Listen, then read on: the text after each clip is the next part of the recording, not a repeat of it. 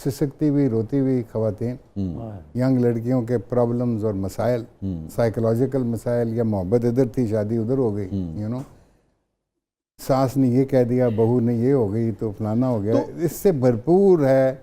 कई दफ़ा तो मेरा दिल करता है यार ये सीन ठीक है, कई दफ़ा ऐसा होता है मैं सेट पे आके पूछता हूँ ये मैं कौन से वाला अब्बा हूँ।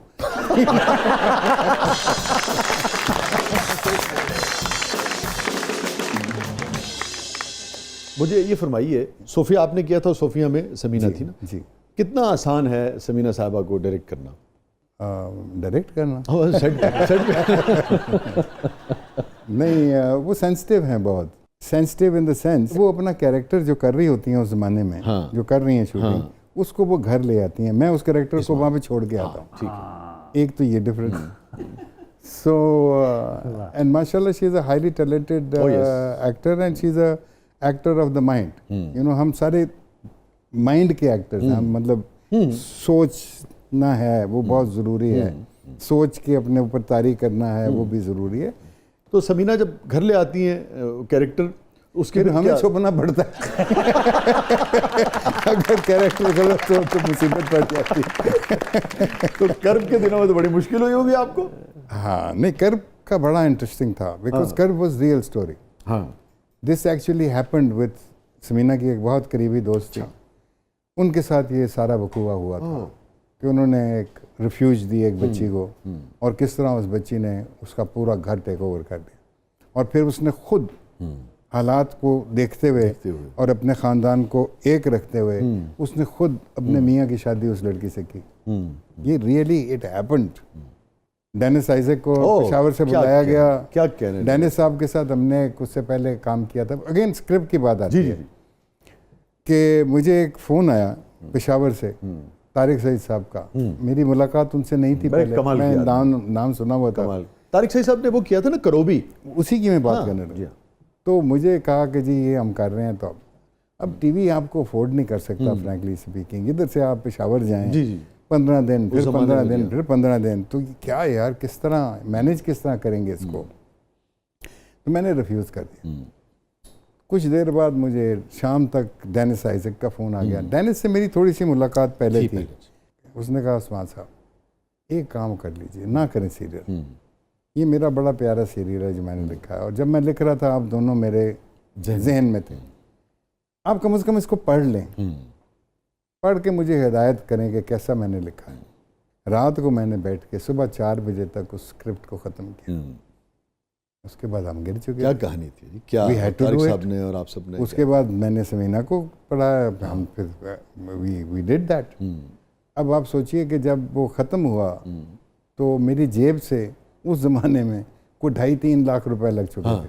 I paid from my own pocket, क्योंकि वहाँ जाना, बिकॉज हाँ पीटीवी के पास बजट नहीं होते थे, उनके पास ठहराने तक का तो बजट नहीं होता था। क्या करते वो, यू सी 7 एपिसोड के लिए आपको, समीना जी को, तारिक भाई को, तारिक सईद साहब को, डेनिस साहब को, डेनिस साहब तो चले गए दुनिया से, मगर बहरहाल देखिए लोगों का काम रह जाता है।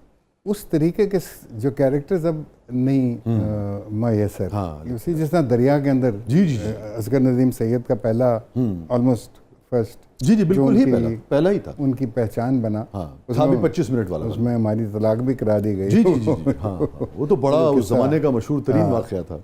मैं तुझे तलाक देता हूँ, तुझे तलाक देता हूँ, मैं तलाक देता हूँ।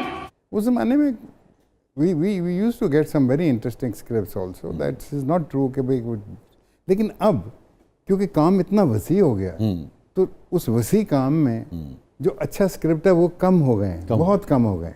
अच्छा फरमाइए, जब ये वाक़या हुआ था दरिया वाला, और वो हर तरफ, हर अखबार में, हर उसमें, और ये आपकी अपनी ज़ाती जो निजी ज़िंदगी थी उसके ऊपर उसके क्या असरात पड़े? क्योंकि बहुत मेरे ख्याल में पहले तो हमने एज अ कॉमेडी लिया उसको कि ये क्या, ये क्या बकवास है, यू नो, ठीक है, ड्रामा है, ये क्या स्टूपिडिटी है, यू नो। उसके बाद वो कंट्रोवर्सी बढ़ती चली गई, यहाँ तक बढ़ गई कि वो बेनज़ीर साहिबा की डॉटर ऑफ द ईस्ट के एक चैप्टर के अंदर इसके ऊपर मेंशन है, आधा चैप्टर इसके ऊपर है, मशरिक़ की, और उसके बाद ये दुनिया भर के अखबारों में छपी। जिस तरह मेरे पास उस ज़माने में कलेक्शन थी, दोस्त भेजा करते थे, फिजी आइलैंड के अखबार में छपी, इस तरह की न्यूज़ थी कि जिस तरह किसी देश के अंदर 3 सरों वाला बैल पैदा हो गया, यू नो, एक अजीबो-गरीब, दिस इज रिडिकुलस कि एक एक्टर जो है वो डिवोर्स दे रहा ड्रामे में, तो दैट मीन्स कि if you have killed somebody you should be hung, you know, आपको फांसी ला दे, फांसी ला दे, कहने फलाने ने मारिया। कब आपको एहसास हुआ कि ये सीरियस हो गया? आहिस्ता फिर वो सीरियस होना शुरू हुआ मामला। हमारी वालदा ने, उस समीना की वालदा ने, भाई ये क्या बकवास हो रही है। फिर ये बात नहीं थी कि बहुत सारे मौलाना हजरात, हमारे दीन के बहुत उम्दा लोग, दे वर ऑन आवर साइड, और साइड क्या कि एक साइड की बात तो हो रही थी, एक इस तशरीह दीन के मुताबिक ही होगी, इसको तशरीह किस तरह किया जाएगा, कॉनोटेशन क्या होगी, तो उसके ऊपर बहुत सारे मौलाना हजरात जो वो हमारे फेवर में थे, उन्होंने कहा बिल्कुल ठीक कह रहे हैं, ये किस तरह तलाक हो सकती है, तमसील है, ये तो तमसील है, इसमें ऐसी चीज़ नहीं है। फिर वो आहिस्ता आहिस्ता इवेंचुअली एक दिन उन्होंने मुझे, मैं उनका जिक्र नहीं करना चाहता, जिन्होंने ये दिया था फतवा, तो अच्छे इंसान थे वो, मैं तो जानता नहीं था, कभी मिला नहीं था, उनके मैसेजेस आना शुरू हुए कि आप आके मिलो। अच्छा, तो मैं थोड़ा सा, जिस तरह बंदा उस ज़माने में इमोशनल होता है, मैं कहा मैं क्यों मिलूँ, यू नो। तो एक दिन पीटीवी में ही, मैं इसी सीरियल के आखिरी शॉट्स, हम आखिरी शूटिंग्स चल रही थी, तो इसमें मेरा फेस डार्क थोड़ा सा हम करते थे, ब्राउन कर सहरा की वजह से, और फिर मूंछ थी। तो मैं निकल के मेकअप रूम से फ्लोर पे जा रहा था, तो हमारे मलक एक थे प्रोड्यूसर जो इस्लामी प्रोग्राम किया करते थे, वो मेरा हाथ पकड़ के 1 मिनट आओ कमरे में, गल करनी है, दरवाज़ा खोल के अंदर ले गए। तो वो मौलाना साहब सामने बैठे थे जिन्होंने ये फतवा दिया था।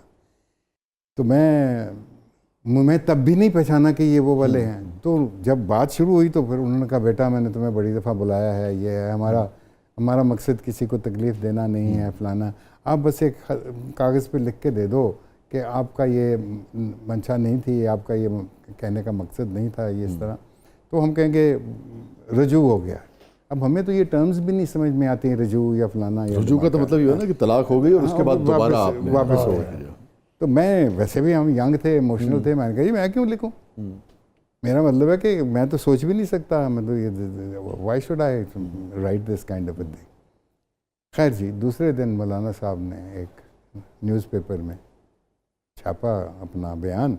उन्होंने कहा कि उस्मान साहब मेरे पास आए, उन्होंने अपना मुद्दा बयान किया।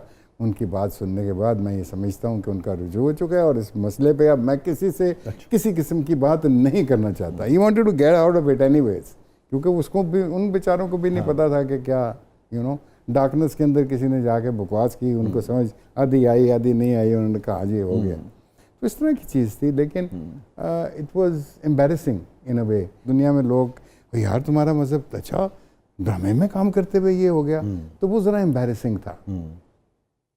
दोबारा आपने फिर ड्रामे में तलाक तो नहीं दी होगी? नहीं, कोशिश की किसी और को देने की।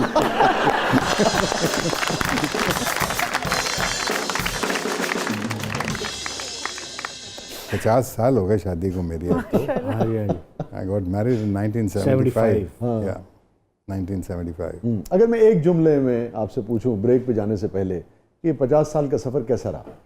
फैंटास्टिक। वाह। स्टे विद अस नाज़रीन, कहीं नहीं जाइएगा, छोटे से वक्फे के बाद वापस आते हैं। हमारे साथ मौजूद है वन एंड ओनली मोहतरम उस्मान पी ज़ादा साहब, आप देख रहे हैं ज़बरदस्त।